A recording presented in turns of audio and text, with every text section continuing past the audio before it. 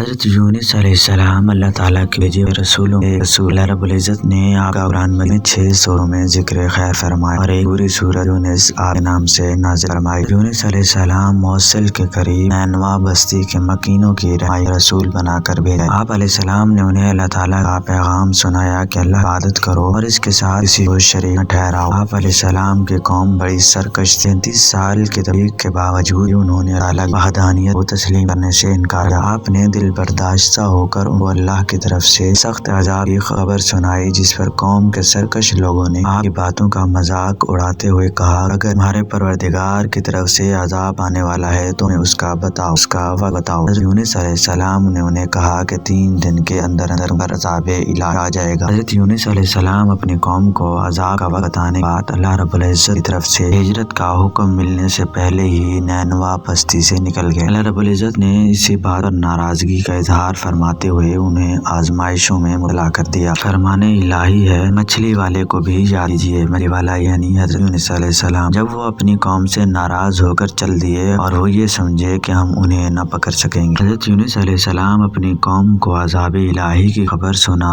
کر وہاں سے چل پڑے تو آپ کے جانے کے تیسرے دن چاروں طرف عذاب الہی کے آثار نظر آنے لگے۔ آپ کی قوم کے لوگ حضرت یونس علیہ السلام کی تلاش میں نکلے تاکہ ان سے درخواست کریں کہ وہ اللہ تعالیٰ سے عذاب کو ٹالنے کے لیے دعا مانگیں، لیکن حضرت یونس علیہ السلام انہیں نہیں ملے۔ قوم کو یقین ہو گیا کہ اب اللہ تعالیٰ کا عذاب ضرور نازل ہوگا، لہٰذا انہوں نے فوراً اپنے نبی کے ساتھ سلوکی کی پر ندامت کا اظہار کیا۔ پھٹے پرانے کپڑے پہن لیے، جانوروں کو بچوں کو ماؤں سے الگ کر دیا، مرد عورتیں اور بچے رو رو کر عاجزی اور انکساری کے ساتھ اللہ تعالیٰ سے عذاب ٹالنے کی دعائیں مانگ رہے۔ جانور اپنے بچوں سمیت آوازیں نکالنے لگے اور بڑا رکت آمیز منظر پیدا ہو گیا۔ اللہ رب العزت کی رحمت جوش میں آئی اور اس نے قوم پر یونس پر آنے والے عذاب کو ٹال دیا۔ حضرت یونس علیہ السلام اپنی قوم سے دل برداشتہ ہو کر بستی سے نکل گئے تو دریا میں سفر کے لیے مسافر سے بھری ایک کشتی میں سوار ہو گئے۔ جب کشتی دریا کے قریب پہنچی تو ڈگمگانے لگی اور قریب تھا کہ وہ ڈوب جائے۔ اللہ نے کہا کہ کوئی ایسا مسافر کشتی میں سوار ہے جو اپنے مالک سے بھاگ کر آیا، جب تک وہ کشتی سے نہیں نکلے گا کشتی کنارے پر نہیں پہنچ سکتی۔ کشتی میں سوار افراد میں سے کوئی اپنے آپ کو مالک سے بھاگنے والا تصور نہیں کر رہا تھا۔ آخرکار مسافروں نے آپس میں مشورہ کر کے یہ طے کیا کہ قرعہ اندازی کر لیتے ہیں، جس کے نام کا قرعہ نکلے گا اسے دریا میں پھینک دیں گے تاکہ باقی مسافر اپنی منزل تک پہنچ سکیں۔ قرعہ اندازی کی گئی تو قرعہ اندازی حضرت یونس کے نام سے نکلی۔ آپ کو دیکھ کر لوگ کہنے لگے کہ اتنا خوبصورت، حسین و جمیل، پاکیزہ اور معصوم صورت والا اپنے مالک سے بھاگا ہوا نہیں ہو سکتا، لہٰذا دوبارہ قرعہ اندازی کی جائے۔ جب دوسری بار قرعہ اندازی کی گئی تو پھر بھی حضرت یونس کا نام ہی نکلا۔ لوگوں نے تیسری بار قرعہ اندازی کرنے کو کہا۔ جب تیسری بار قرعہ اندازی کی گئی تو پھر بھی قرعے میں آپ کا نام ہی نکلا۔ آپ فوراً سمجھ گئے کہ اپنے آپ مالک سے بھاگا ہوا غلام میں ہی، کیونکہ میں اللہ تعالیٰ کی اجازت کے بغیر اپنی بستی سے نکل آیا ہوں، لہٰذا آپ نے خود ہی دریا میں چھلانگ لگا دی۔ جیسے ہی آپ نے دریا میں چھلانگ لگائی، اللہ تعالیٰ نے دریا کی ایک بڑی مچھلی کو حکم دیا کہ اپنا منہ کھول کر انہیں اس طرح نگل لو کہ ان کے گوشت اور ہڈیوں کو ذرا بھی نقصان نہ پہنچے۔ اس مچھلی نے منہ کھول کر حضرت یونس علیہ السلام کو زندہ سلامت نگل لیا اور دریا کی گہرائی میں چلے گئی۔ حضرت یونس علیہ السلام جب مچھلی کے پیٹ میں پہنچ گئے اور وہاں اپنے آپ کو زندہ محسوس کیا تو اپنی غلطی کا اعتراف کرتے ہوئے اللہ کے حضور گر گرائے اور عز و جل کی خوب تسبیحات بیان کی۔ جب آپ نے اللہ تعالیٰ کی تسبیح کے ساتھ دعائیا کلمات کہے تو اللہ عز و جل نے آپ کی دعا کو فوراً قبول فرما کر آپ کو غم سے نجات عطا فرمائی۔ اللہ عز و جل نے 40 دن کے بعد مچھلی کو حکم دیا کہ دریا کے کنارے جا کر انہیں اپنے پیٹ سے باہر اگل دو۔ مچھلی نے اللہ تعالیٰ کے حکم کی تعمیل کرتے ہوئے آپ کو باہر اگل دیا۔ اللہ عز و جل نے وہاں آپ پر کدو کی بیل اگا دی۔ آپ مچھلی کے پیٹ میں رہنے کی وجہ سے بہت زیادہ کمزور ہو گئے تھے اور آپ کا جسم نرم ہو گیا تھا۔ اس حالت میں اگر آپ پر ایک مکھی بھی بیٹھ جاتی تو آپ اس کی تاب نہ لگ سکتے تھے۔ کدو کی بیل کے پتے چوڑے ہونے کی وجہ سے یہ سایہ گھنا ہوتا ہے اور اس کے قریب مکھی نہیں آتی۔ اس کے ساتھ ساتھ آپ کے لیے ایک دودھ دینے والی ہرنی کو پابند کر دیا جو صبح شام آپ کو دودھ پلانے آیا کرتی تھی، یہاں تک کہ آپ بالکل تندرست ہو گئے اور جب واپس قوم کے پاس آئے تو دیکھا وہ تمام مسلمان ہو چکے تھے۔